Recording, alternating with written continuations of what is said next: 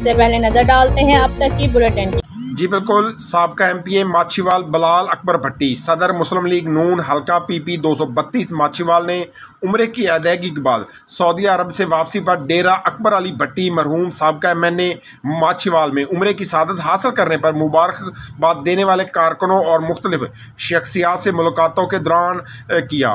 बिलाल अकबर भट्टी ने मुबारकबाद देने वाले मुअज़्ज़ज़ मेहमानों की तवाज़ो आब जमजम और हिजाज़ मुक़द्दस से लाई गई अजवा खजूरों से की। उन्होंने मज़ीद कहा कि हल्के की आवाम की मोहब्बत मेरा कीमती असासा है। हल्के की आवाम ने हमेशा ही मेरे ख़ानदान और मुझ पर अपनी मोहब्बतों के फूल निचावर किए हैं, जिस पर मैं अल्लाह ताला और अपने हल्के की आवाम का बेहद मशकूर हूँ। बिलाल अकबर भट्टी ने हल्का PP 232 का विज़िट और मुख्तलिफ शख्सियात और कारकुनों से मुलाकातें की। कैमरामैन टीम के साथ मोहम्मद शामून नज़ीर, विहाड़ी।